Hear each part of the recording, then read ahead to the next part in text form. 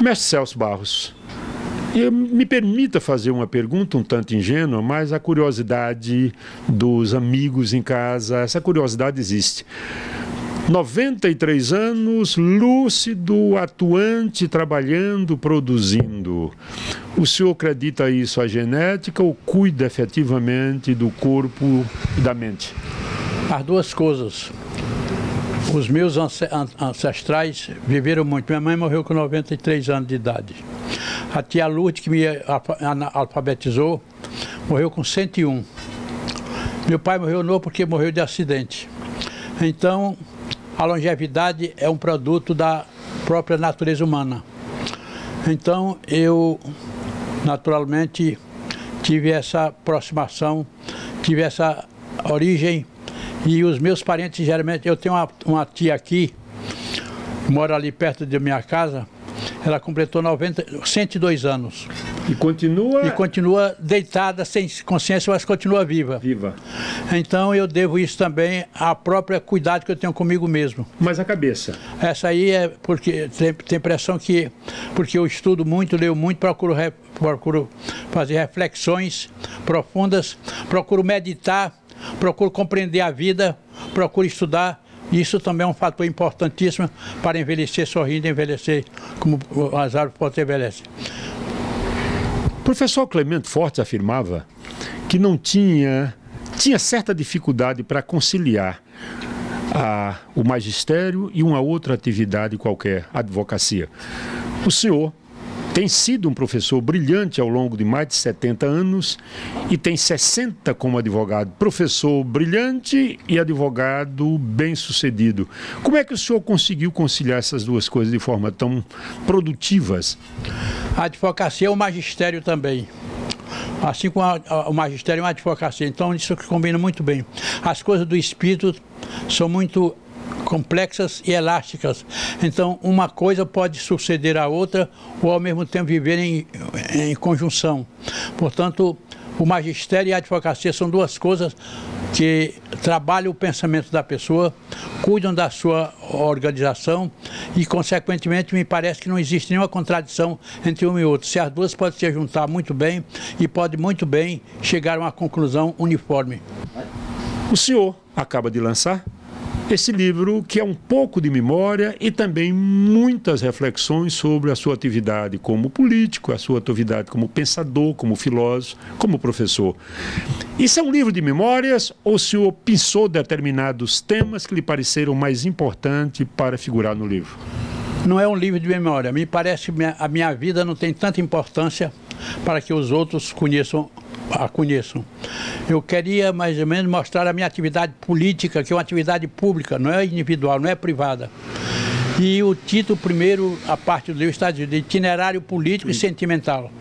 Aí eu procurei trazer para a política aquilo que constitui uma marca principal da minha vida, que é a coerência, que é o sentimento, que é exatamente a ordenação das ideias, para que elas produzam o que for mais possível e mais importante. O senhor teve uma atuação brilhante como parlamentar. Aqui no Piauí foi cassado, mas no Congresso Nacional teve uma atuação profícua, inclusive no que diz respeito à elaboração do novo Código Civil brasileiro. O senhor sente que poderia ter feito mais como político, não fosse, primeiro, a cassação aqui no Piauí, em segundo lugar, a incapacidade do eleitor de perceber a necessidade de políticos que pensam, políticos que têm a capacidade de produzir aquilo que efetivamente o país precisa? Na Câmara dos Deputados me preocupei em tratar de temas importantes, sobretudo no âmbito cultural e político. Enquanto eu trabalhava nessa arte, os meus concorrentes trabalhavam com os eleitores, iam buscar os eleitores e expor as suas ideias junto ao eleitorado. Eu fiquei fazendo discurso na Câmara. Uma vez o Ulisses Guimarães disse para minha mulher: nunca vi um homem tão trabalhador como este. Quer dizer, eu me entregava aquilo de corpo e alma. Então eu me esqueci do eleitor, sempre com a memória voltada para as grandes causas nacionais, para os grandes acontecimentos nacionais. Daí porque eu fui derrotado quando devia ter sido eleito 2 vezes. Me diga uma coisa, professor Celso. O Código Civil, que é relativamente novo, atende às necessidades do momento político, do momento de transformação que o Brasil vive, ou já está a reclamar emendas e remendos, digamos assim? Não, o Código Civil, ao contrário das demais leis, é uma lei da razão humana, é uma lei humana.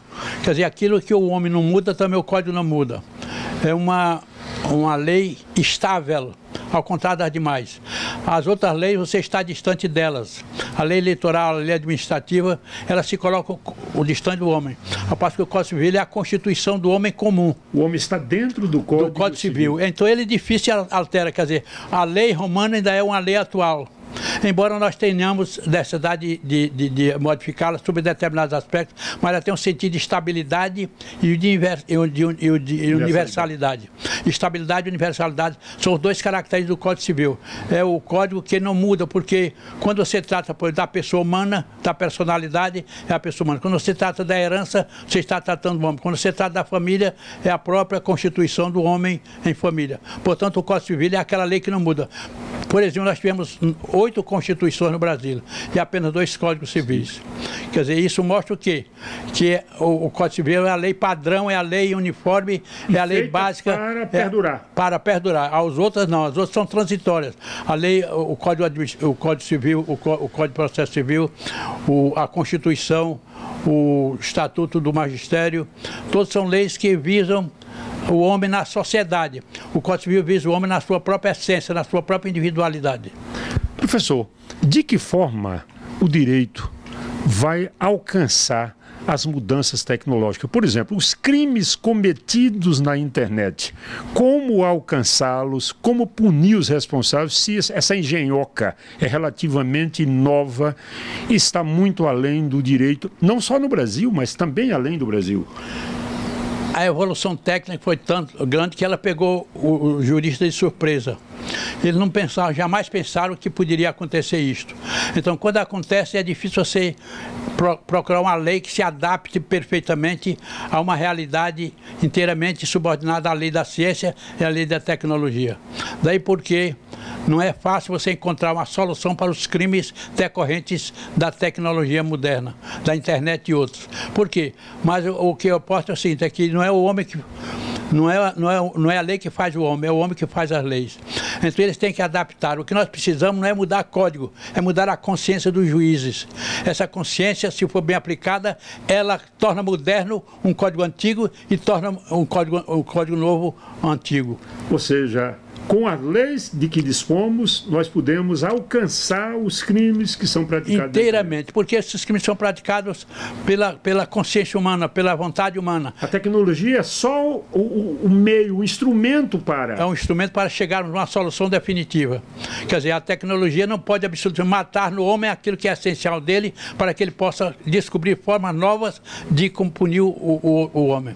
Agora, o que há aqui é o seguinte, é que muitas vezes um crime de nenhuma importância, às vezes é o roubo de um instrumento qualquer, uma máquina de escrever. O roubo de uma máquina. Eu boto o sujeito na cadeia, não é? Uma vez eu lendo um livro, havia um estudante de medicina no México. Então ele, no domingo, ele pegou um carro e andou pela rua sem ter habilitação. O guarda pegou. O que é que ele fez? Disse, você é o quê? Sou estudante de medicina, onde você mora? Mora em tal lugar. Pois é, você se apresenta aqui com esse papel, vou lhe mandar, você se apresenta lá em tal lugar. Você perguntou, o que é que o senhor é? Sou estudante de medicina. Então você vai passar 12 dias trabalhando nesse hospital. Quer dizer, ele não vai prender o homem, nem então já abrir um processo. Imediatamente ele dá a solução, por quê? Porque se ele era estudante de medicina, ele podia prestar um grande serviço no hospital, ajudando a enfermeira ou ajudando o médico. Aqui não, abre-se um processo por 2, 3 anos, quando terminar o processo já prescreveu a pena. E às vezes chega ao Supremo Tribunal Federal. E às vezes aí não acaba nunca. Quer dizer, então nós é que precisamos, com uma mentalidade nova, construir uma lei nova, adaptada à realidade de um homem novo e de uma época nova. Professor Celso, fala-se cada vez mais de crime de responsabilidade da presidente Dilma. O impeachment começa a maturar, começa a ganhar corpo. O senhor acha que já há elementos para caracterizar esse tipo de crime de responsabilidade por parte da Presidente da República? Não, porque eu acho que a Presidente da República ela tem instrumentos muito viáveis para evitar que ela apareça como responsável. Então ela está coordenando, mas não é possível admitir que uma empresa como a Petrobras, que tem vários diretores, esses diretores atuem sem o conhecimento da Presidente da República. Então, se apurar que ela é corresponsável nessa trama, nesse grande número de crimes que se cometem, ela pode ser responsabilizada através do impeachment. O que é impeachment? É impedimento de governar. Se ela não tem condições mais de exercer a atividade de Presidente da República dentro de um processo em que ela possa mostrar a sua independência, então ela terá que submeter-se às leis para que ela seja impedida de governar, uma vez que se prove a sua responsabilidade. Professor Celso, esse livro marca o fim da sua trajetória como escritor ou temos mais coisas a serem publicadas por aí? Eu tenho um livro aqui que está sendo já está organizado, perfis jurídicos de homens. Eu abordo perfis de umas 20 figuras nacionais sobre o aspecto jurídico. Então, eu vou encerrar o livro talvez com essa publicação. Ou então em fechar todo aquele discurso da academia, aquela verborragia que podemos chamar na academia, e fazer um outro livro. Mas me parece que esse aqui é a marca principal para o término da minha carreira de escritor. Muito bem. Sucesso para o senhor e muito mais tempo de vida com essa lucidez que o caracteriza. Muito obrigado, Marcelo.